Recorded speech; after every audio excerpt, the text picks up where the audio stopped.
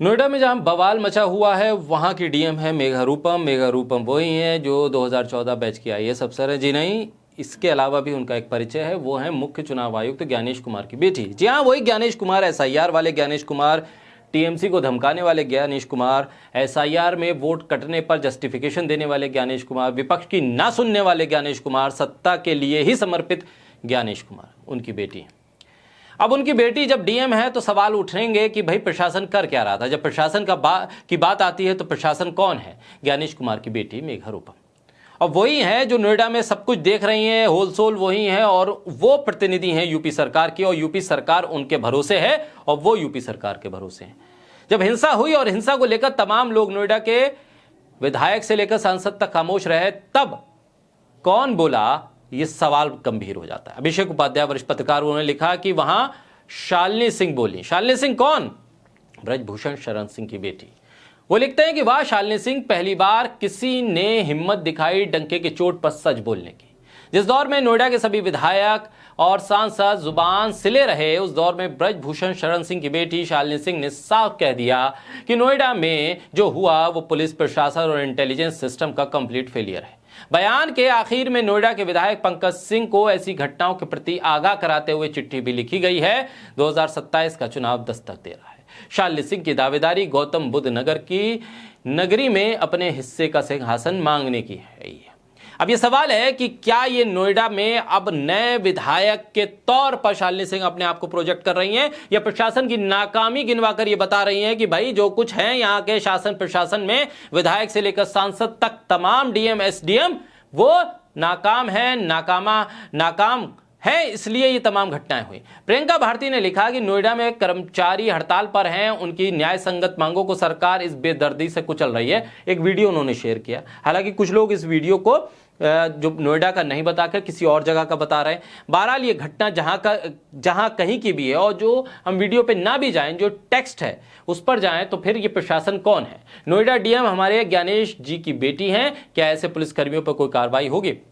बहरहाल सवाल यही है कि इंटेलिजेंस का फेलियर कैसे हुआ, प्रशासन ने किस तरह से इस पूरे मामले को हैंडल किया, कंपनी जिन फैक्ट्रीज के मजदूर हड़ताल पे थे उनसे कोऑर्डिनेट क्यों नहीं किया गया, इस मामले को हिंसक होने से रोका कैसे नहीं जा सका, और शालिनी सिंह का जो बार बार जिक्र आ रहा है, इस मामले में कई यूट्यूबर्स, कई पत्रकारों को भी चोट आई है, उनके भी माइक छीनने की खबरें आई हैं, उन पर भी पुलिस का रवैया सख्त होता हुआ दिखाई दिया है।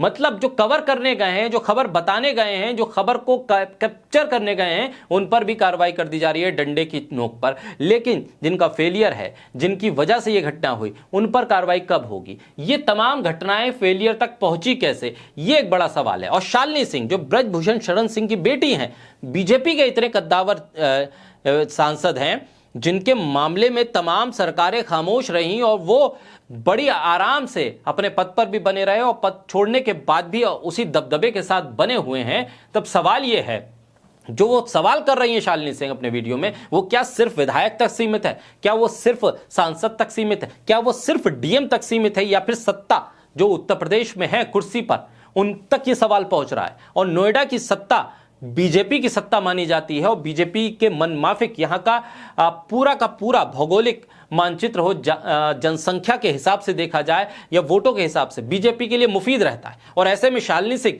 एक नए दावेदार के तौर पर उतर रही हैं, ये एक बड़ा सवाल है। और दावेदारी अगर उनकी है तो फिर राजनाथ सिंह के बेटे की दावेदारी कैसे बन पाएगी? और क्या वो इस मामले में खामोश हैं इसलिए उनको नुकसान हो जाएगा, और शालिनी सिंह इस मामले में बोल रही हैं तो ये उनके लिए फायदे का सौदा होगा?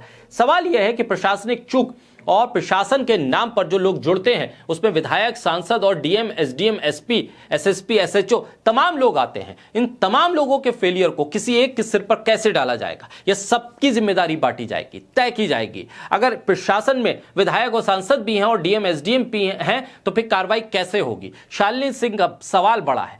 जिस मामले को लेकर अभिषेक उपाध्याय कह रहे हैं कि तमाम विधायक और सांसद खामोश रहते हैं, वहां शालिनी सिंह अगर बोल रही हैं तो इसके कई मायने हैं। राजनीतिक दावपेच के दौर में ये एक नई एंट्री है, और बहुत तेजी के साथ नोएडा में इस मामले की चर्चा भी है। और मामला सिर्फ श्रमिकों की हड़ताल का नहीं है, इसके बाद मेड जो काम करने वाली महिलाएं हैं, घरों में काम करने वाली, उनकी हड़ताल, उनका भी प्रदर्शन, तमाम चीजें अगर आ रही हैं तो नोएडा को आप हब बनाने की कोशिश कर रहे हैं, जेवर एयरपोर्ट सामने लेकर आ रहे हैं, अंतर्राष्ट्रीय छवि बनाने की कोशिश कर रहे हैं, और ऐसे में यह घटना अगर होती है तो यह प्रशासनिक चूक के साथ साथ पूरा फेलियर हो जाएगा। इसकी जिम्मेदारी कैसे तय होगी, ये तमाम चीजें तय होने की जरूरत है। विधायक से लेकर सांसद और मुख्यमंत्री तक इस पर नजर अगर नहीं बनाकर रखते हैं तो फिर स्थिति बिगड़ सकती है। और ऐसे में जो प्रशासनिक जिम्मेदारी जिस डीएम के सिर पर है वो अगर अपनी जिम्मेदारी से बचेंगी तो फिर कैसे बात बनेगी। शालिनी सिंह के सवाल हैं, प्रियंका भारती वो जो कह रही हैं उसका भी एक मतलब है, क्योंकि तमाम जो प्रोटेस्ट करने वाले लोग थे उन पर जो आपने डंडे चलाए